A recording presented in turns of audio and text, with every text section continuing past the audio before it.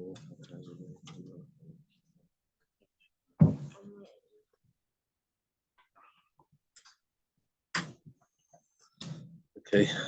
today we're going to start on Memhe 45B.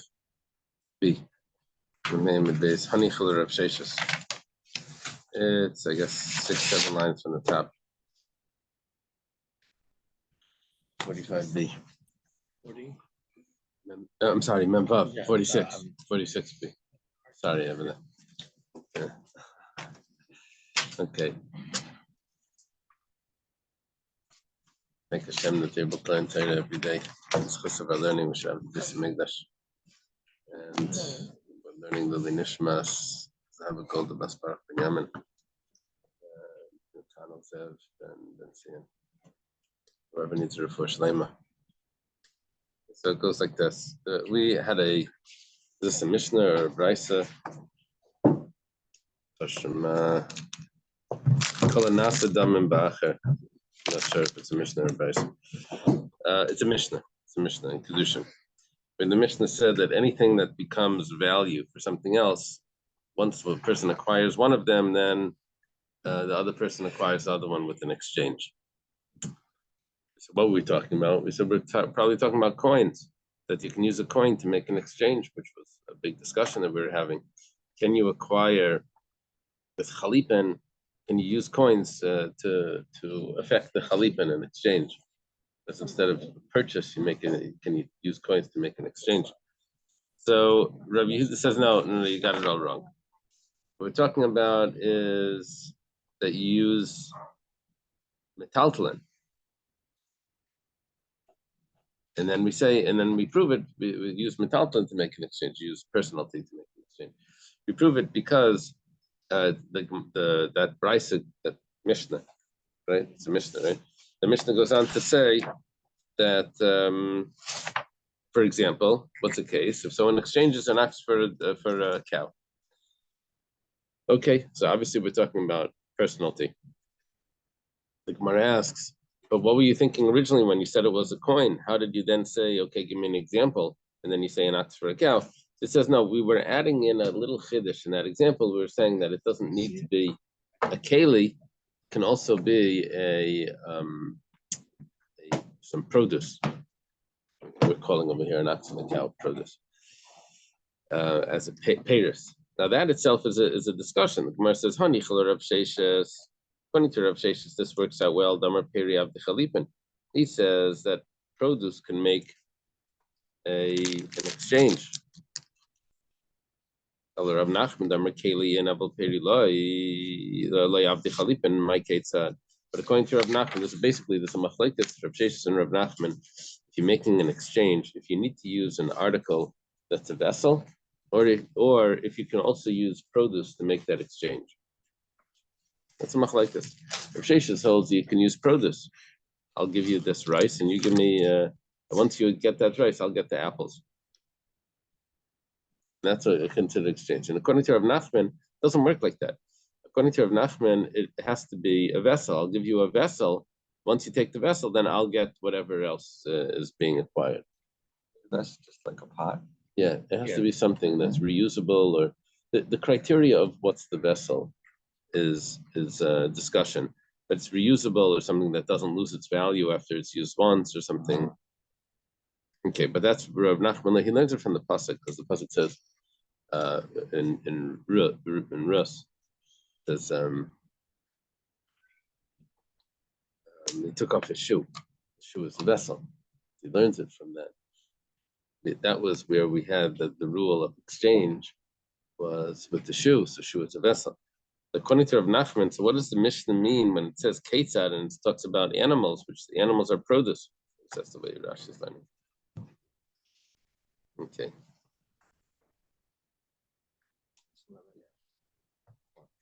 Here it brings up the price that it could be acquired with something doesn't show, and that only be a utensil, not be a produce.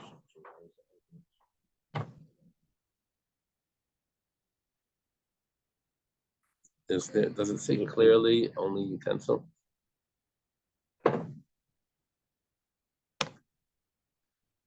Maybe that's the commentary on the price. Yeah. Oh, there is a brisa that says one may acquire with the utensil, even though in Rav Nachman, Rav Nachman says that's talking about a utensil, but not fruits. Rav Sheshes says no, even fruits. Yeah. If it's already like, if there's already a price. No, Rav Sheshes is saying that brisa, they explain here, that brisa is telling me a chiddush that if I'm using a vessel, the vessel doesn't need to be a shava pruta. But if I'm using fruits, I can use fruits that are a shava pruta. Rav Nachman says no, the brisa is telling me that I can only use a vessel. You follow? There's two ways. It depends what you want to put the emphasis on. A vessel that's not a shava pruta. That's what Rav Sheshes would say. The emphasis is a vessel that's not a shava pruta. But fruits would have to be a shava pruta. Rav Nachman says no, it says a vessel.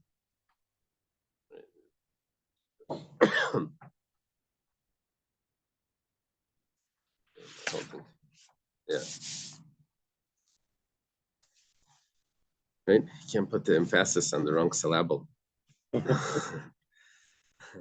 what they say in the South. Okay. The guy also the guy said what was Bayas called before he met Ruth? He was ruthless.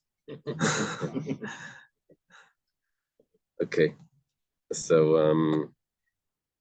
okay, so this fits according to Rav Sheshes, but according to Rav Nachman, Damakeli in Abaperi Layavdi Chalip in my case. The Gemara answers like this. This is what it means to say. Yesh damen shenka chalipin. There is a type of value that works like chalipin. Chalipin, the way chalipin works, is that when the acquirer, there's two acquirers, when one acquirer acquires his item, automatically the other person acquires his item. That's how chalipin works. So how does this work? Ketzad, what's the case? This would be like this. Let's say someone is buying, let's say Ruvain is selling an ox. So Shimon says, oh, I need an ox. So how much is it? He says, oh, it's $100. So Shimon takes the ox and he says, I owe you $100. Okay, that's a good acquisition. He says, you know what? Do you need anything? He says, yeah, I actually need a cow. He says, perfect, I have a cow. So that cow is going to be yours for that $100. You forgive me the $100 and that cow will be yours. So Rav Nachman saying that such an exchange to meishar bepara, the value of that ox, and it is exchanged for giving Ruvain that cow, another animal for another animal. That's going to work. Now the question that which means that Ruvain, surprisingly, Ruvain is going to acquire the cow without making any kinyan on it, just because he's forgiving the loan, he's forgiving the debt that Shimon owes him, and Shimon is acquiring the ox, which is very interesting.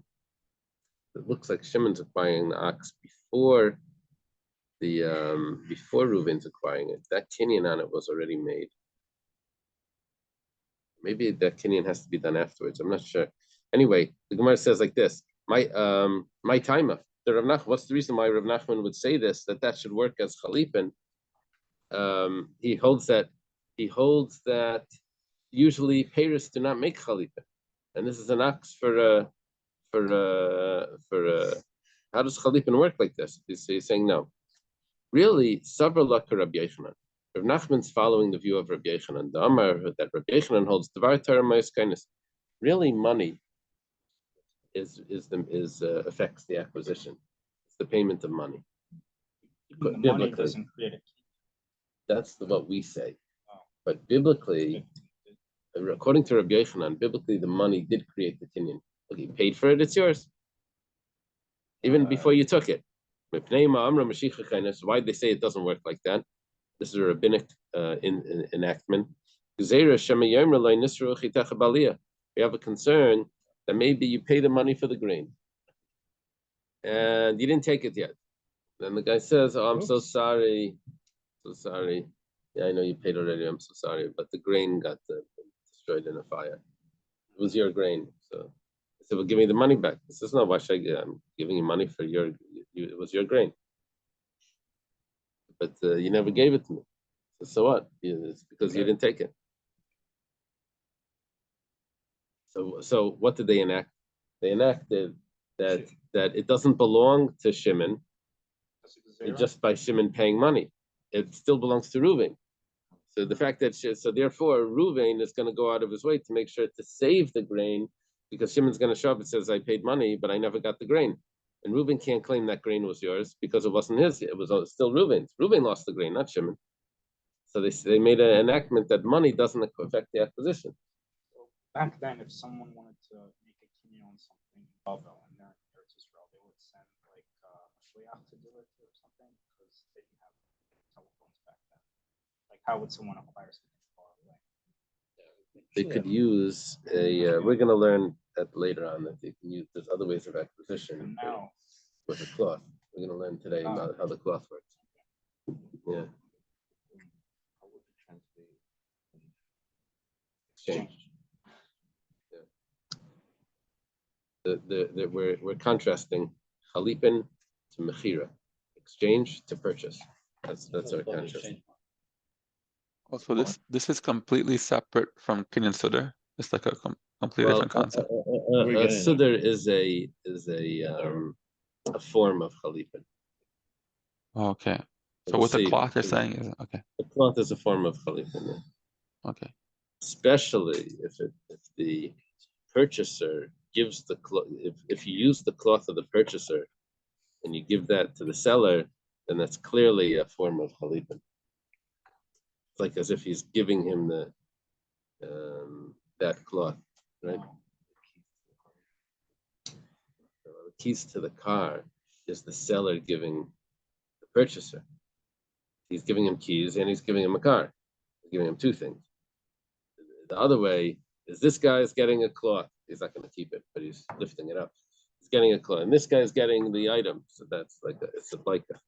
Okay. Anyway, this is a discussion between Rabbi Yochanan and Reish Lakish if it really works like this. But according to Reb Nachman saying that he has a way where there's an exchange that takes place, even though it's payers, which he doesn't hold of an exchange with payers, but because there was money that was involved, so the money itself affects the kinyan because on a biblical level that works. That we're not done yet. Milsa d'shchicha gozer be'rabanan. On common forms of purchase, the rabbis made this enactment that the money doesn't work. Milsa d'shchicha, but if it's not a common form of purchase, for example, over here the guy owes him $100 for his cow, for his ox or whatever that he bought from him, and then instead he says, "Oh, can you just forgive me that $100 and I'll give you the cow in its place?" So like gozer be'rabanan, the rabbis didn't make the decree, and then so what would affect the kinyan? What would be the kinyan here? it says Chazal did not apply their decree to this. Yeah, but there was no exchange of money either.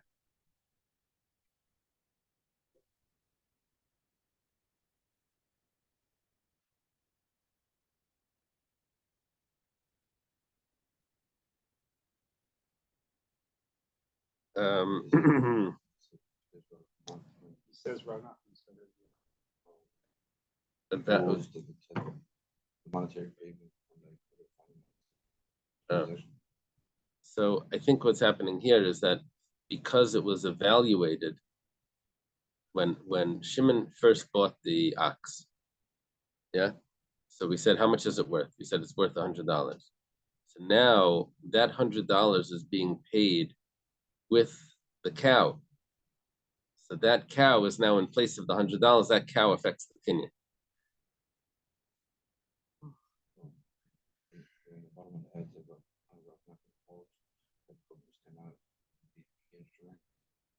Was forced to accept their interpretation of the that this type of monetary payment.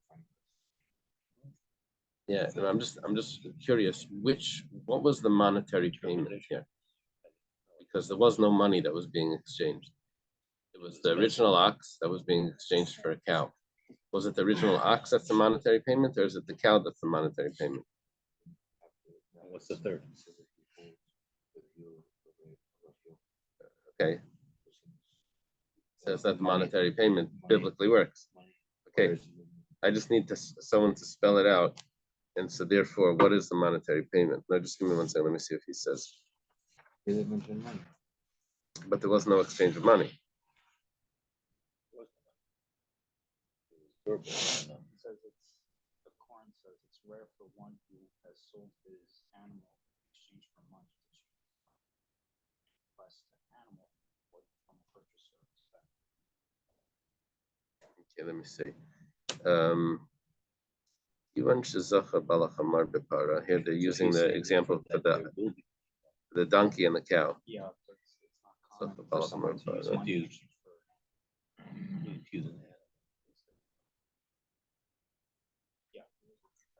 Okay. Let me read this from Rabbeinu Hananel. He says, Reuven sells a cow to Shimon for 10 dinarim. Shimon pulls the cow. Now he owes Reuven 10 dinarim. Shimon then wants to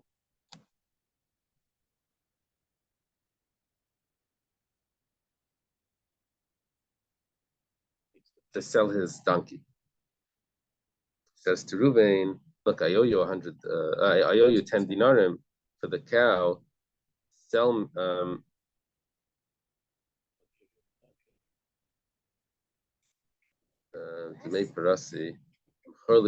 sell me your donkey.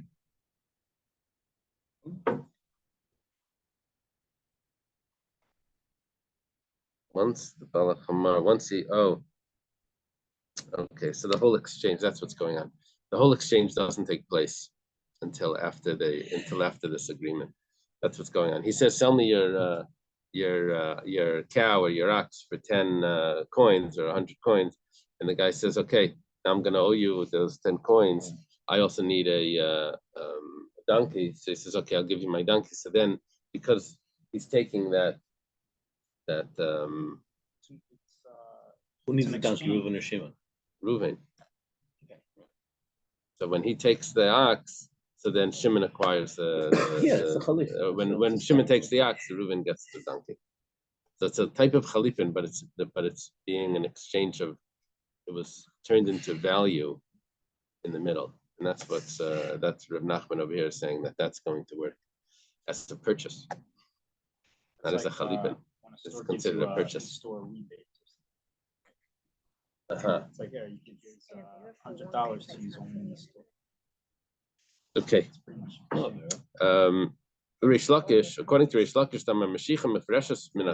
Rish Lakish argues on Rabbi Yochanan. Rish Lakish is his brother-in-law. He says that no, money does not acquire biblically. It says the pulling of the item is what makes that acquisition.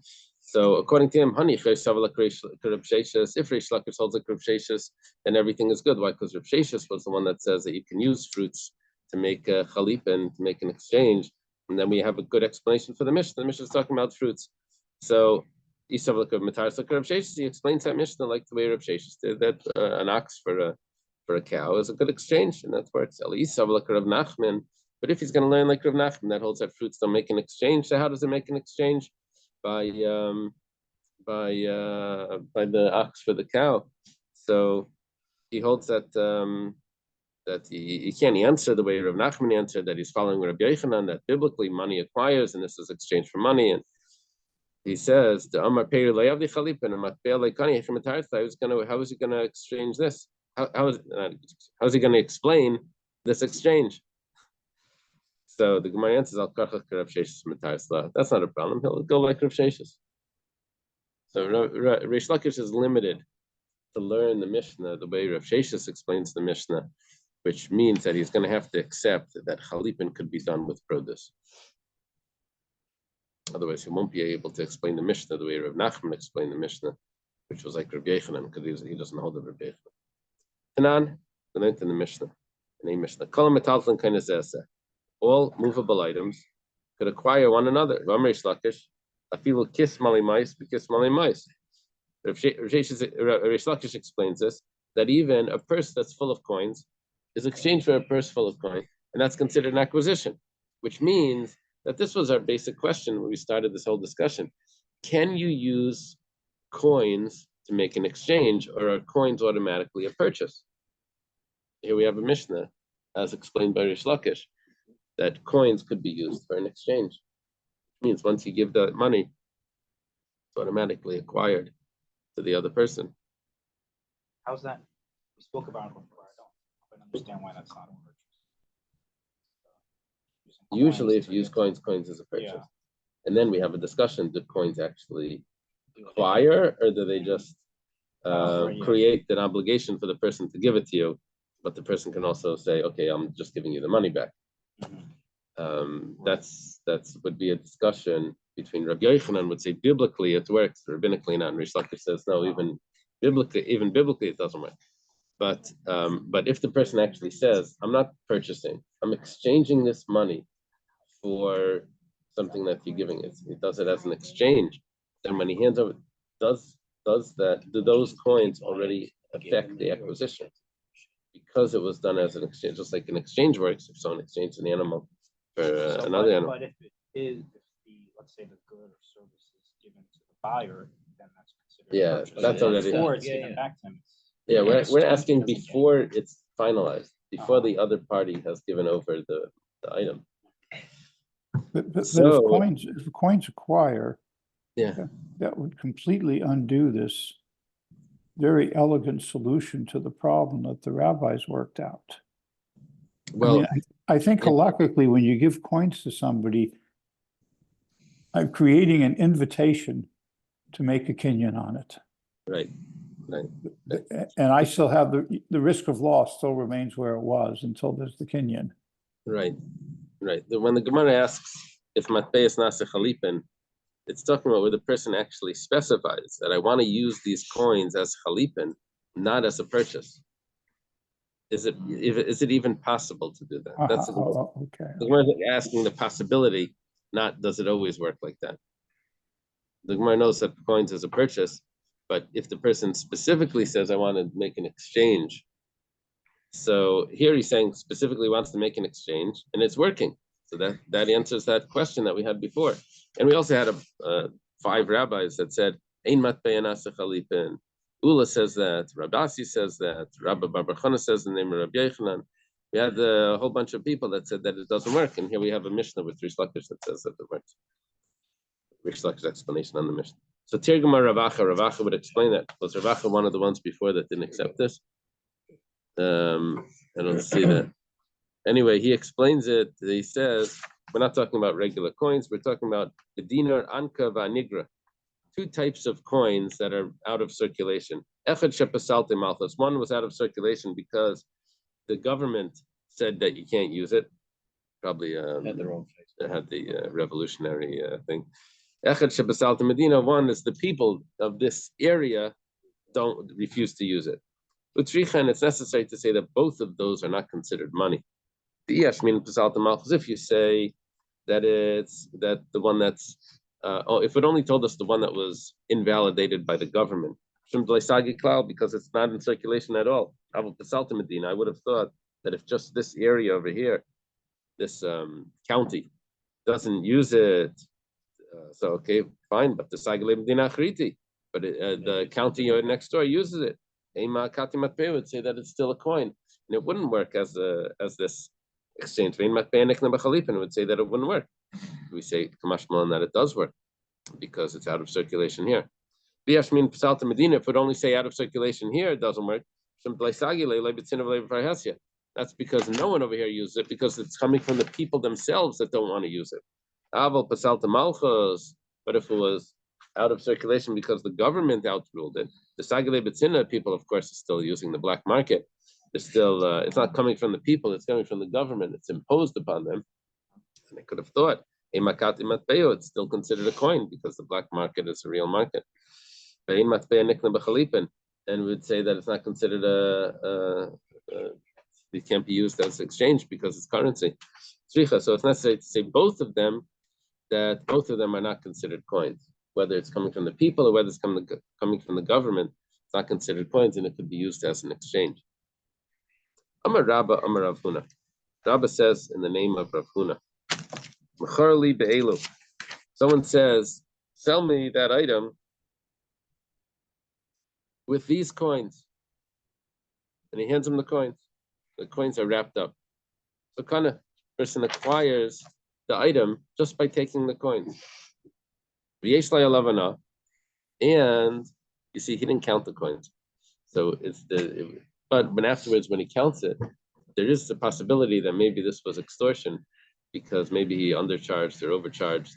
You'd have to look at the money afterwards and see, was this the correct price for that item?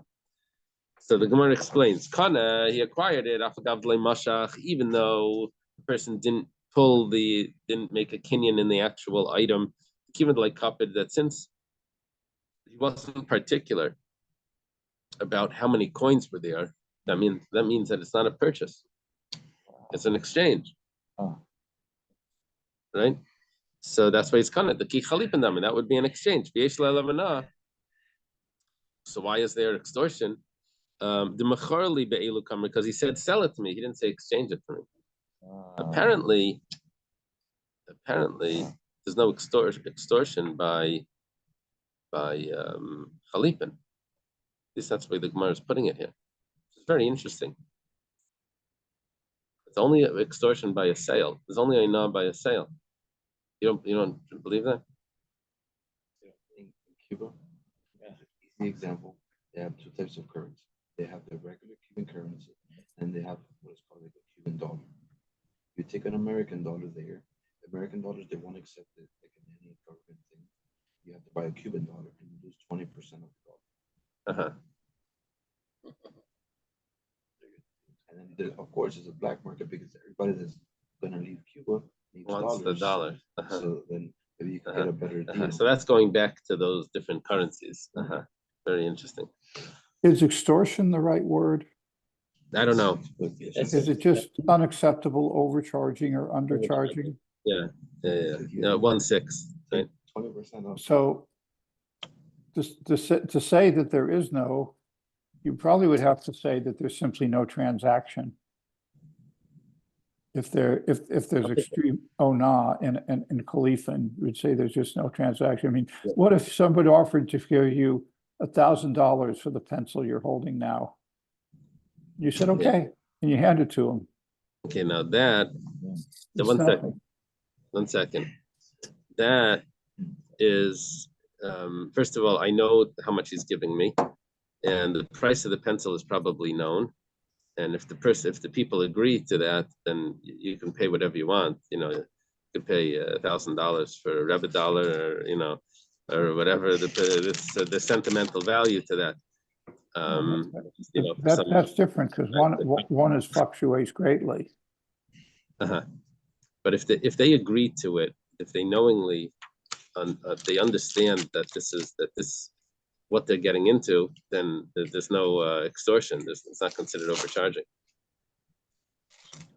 Yeah, some guy, some musician sells his guitar, it could be like $1 million, and it's just a guitar, or whatever.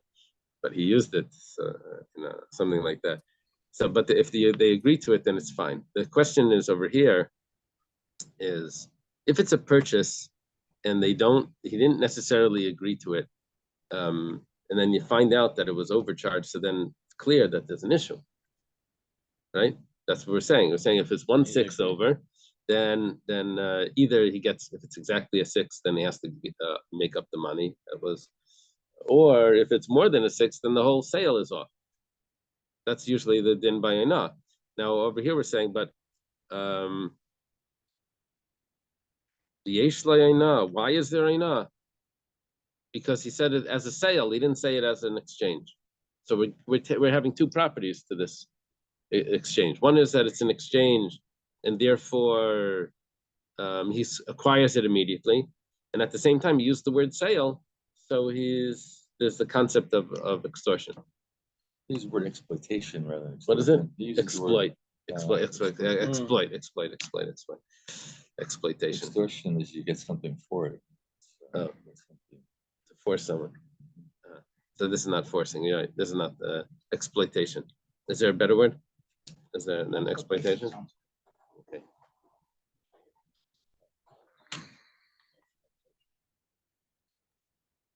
Well, yeah, because exploitation means usually that somebody purposely overcharged or undercharged. I think the halachas of Ana apply even if both were clueless, right?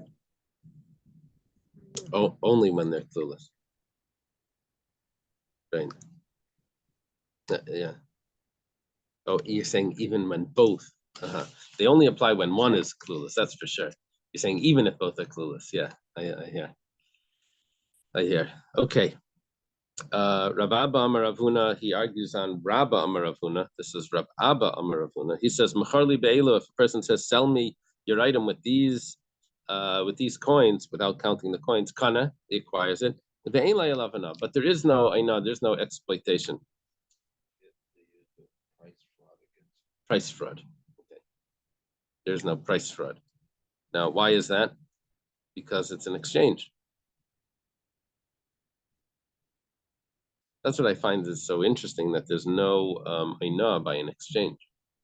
Here they had, according to Rabbi Abba, a version of Rav Huna's ruling, selling does not cause the law of price fraud. Right. Right. Even though he used that term, but okay. But it's still considered an exchange. Right? Yeah. He says sell me. So No, but he's ignoring the part sell me.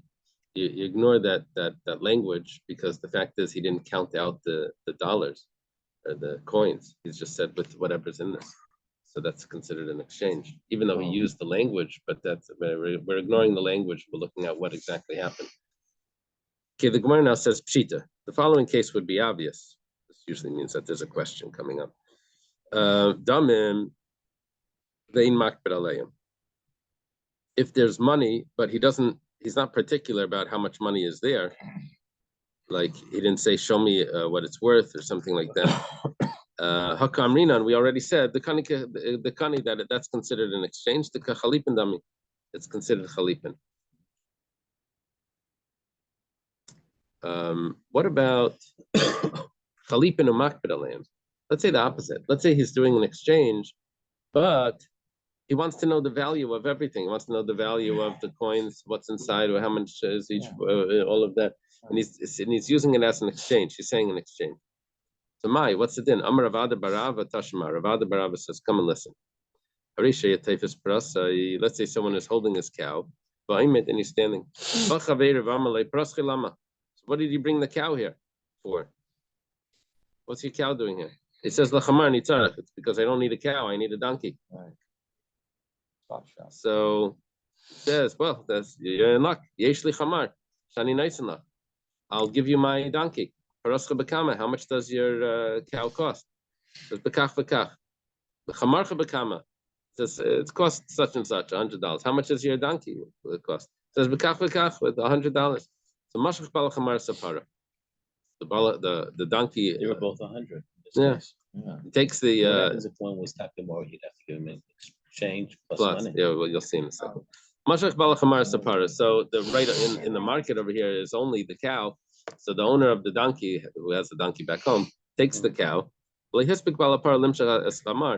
the owner of the cow didn't get a chance to pull the donkey yet. The donkey died. Like kana balachamar sapara.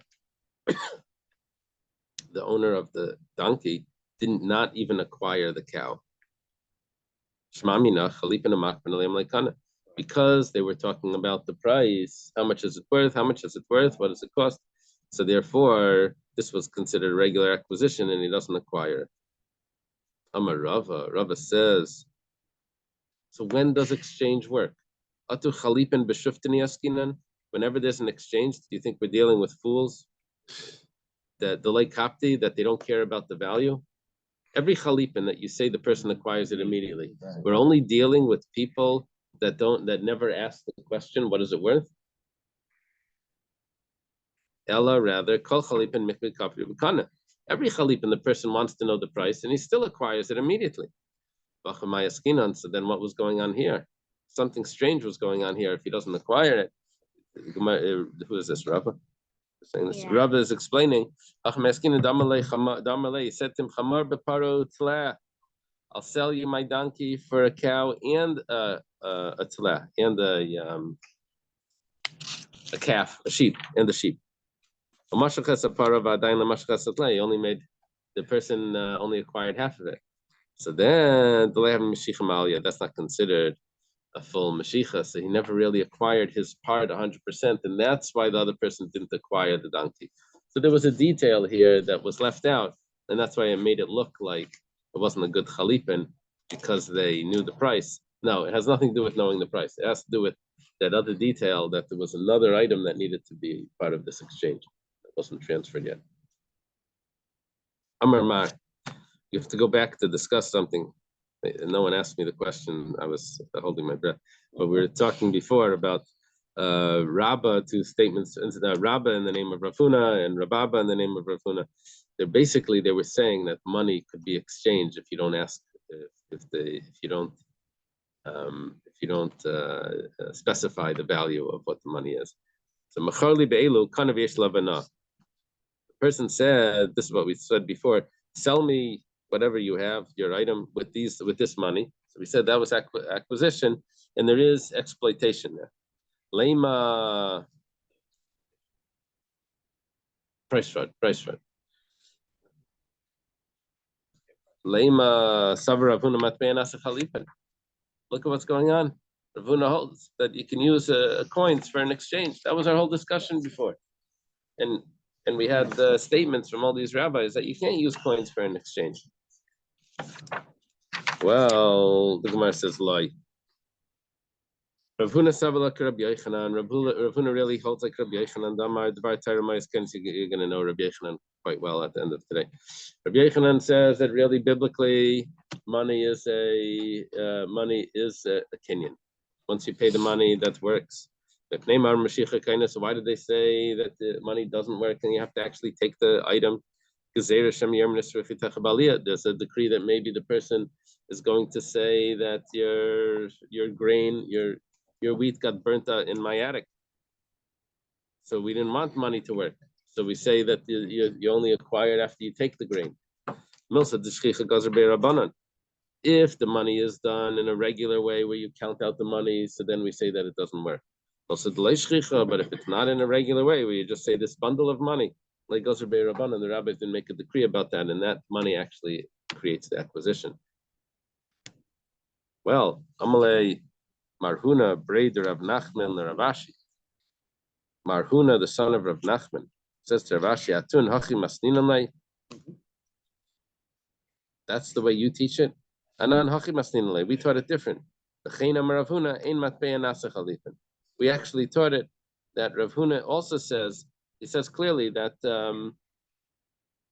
that coins do not make chalipin. I guess that just proves exactly the way we explained it. Like it mentioned here, that the parties were very concerned about the money, so then that's why it wasn't considered. Yeah, but that was what the Gemara thought, because every chalipin, they're actually concerned about the money, and nevertheless, chalipin does work. So then the Gemara switches it and adds in one detail and says that he wanted to exchange the cow and the sheep for the donkey. And because there were two items, and because he never got the sheep, look a drop further, see if it says it. Just a depth. Let me see what it is.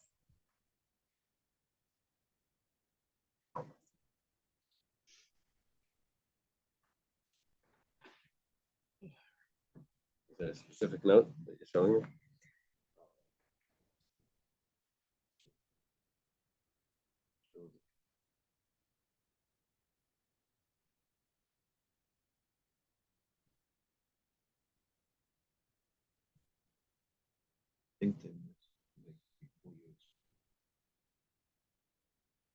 Read this.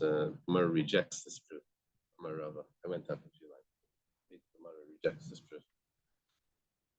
Okay, now we get into the discussion of how a Kinyan Sudder works. Now we're blaming all of this on Chalipin, and we're saying b'ma kainen. How does Chalipin work? And we're really not referring to Chalipin. We're really referring to a Sudder. Rav Amar.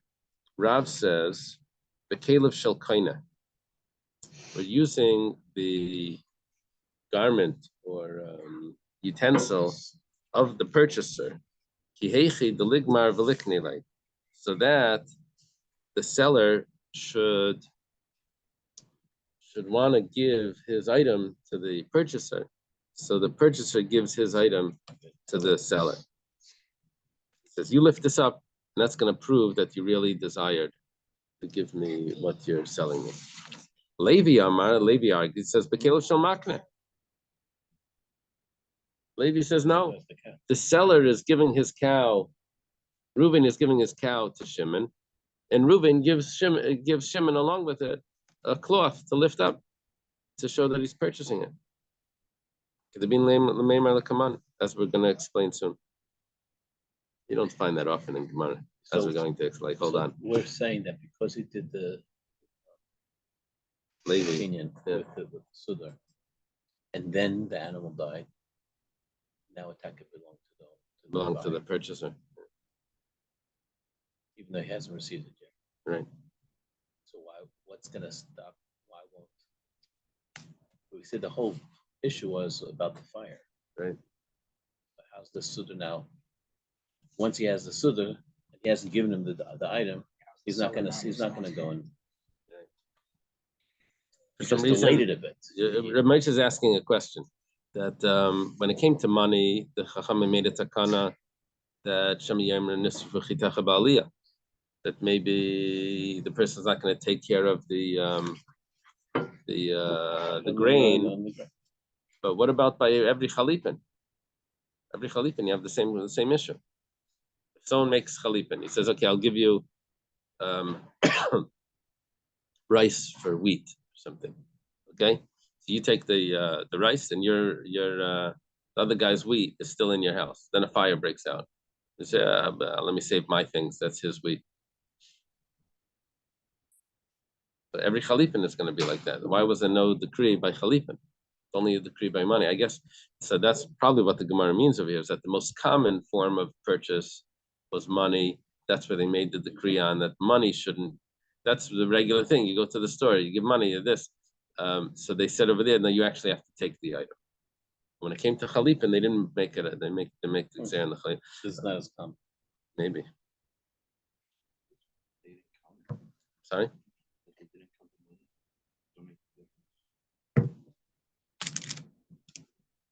If they don't count the money,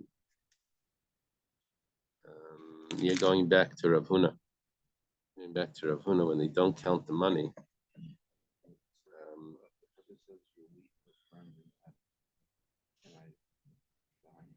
No, the wheat was burnt in the attic. That means that the money that was used to purchase did not really acquire the wheat. In order to stop that, right? How did we explain? We weren't saying when he doesn't count the money, we were explaining that was a purchase as opposed to a chalipin. And why does the purchase work? Why does the money work? Because we were saying that because it's not a normal case, we said there was no decree on that. I was following Rabbi Yochanan's view. Okay, yes. So we have a clear statement that Rav Huna actually holds. Okay, but so we had now a machlekes Rav and Levi, whose garment or whose utensil is being used to make a kinyan sudar. Amalei Rav Huna made the scar to Rav. Rav Huna made the scar says to Rav Levi damar bekelev shel makna. According to Levi, that says the seller is giving two items to the purchaser. One is the item that he's purchasing, and the second thing is his object to make a kinyan. It comes out that he's purchasing land together with a cloth. What you're doing is you're having land tag along with personality, realty tag along with personality. And we learned exactly the opposite. Usually if you require realty, so then the personality that's on it gets acquired together with it. You're telling me the opposite. You're telling me the personality is going to acquire the realty. Amalei says to him, who's saying this? This is Rava. Rava says to Rav Huna midiskarti. He says, if Levi was here, he would have given you a sparks of fire. It's a type of excommunication, I think, for not Isn't that the Kabbalistic curse? Yeah, they Or use this Kabbalistic curse. Yeah, yeah. It's in another place also. This is not the big one. I seem to remember one later on. Wow. They have it again over here. That's the one that they were talking about when the Kennedys died. They said, "Oh, one of the rabbis gave a pulse of the nur on him." Yeah, with Ariel Sharon, I think also. Yeah. So the Nura. I think it's one of those things where you have a story and then you have a name and you pick out it, like Beryl Wine says you pick the story from one suitcase and you pick a name from the other suitcase, just put them together. I think there's some kind of leftist thing called There's Pulse of the Nur, like some kind of Oh, really? based on what happened.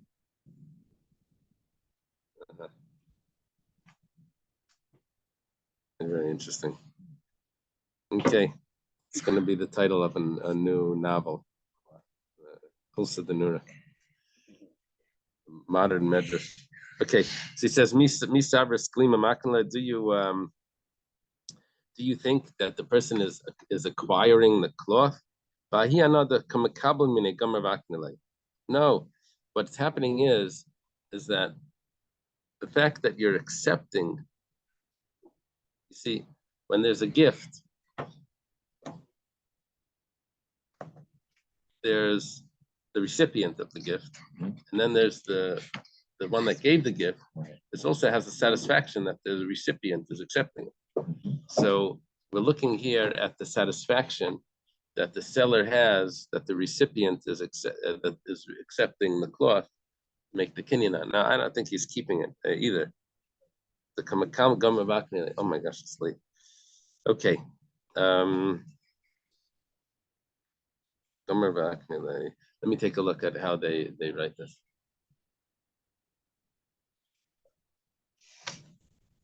In exchange for that pleasure that the donor derives from the fact that the recipient accepts the gift of the garment from him.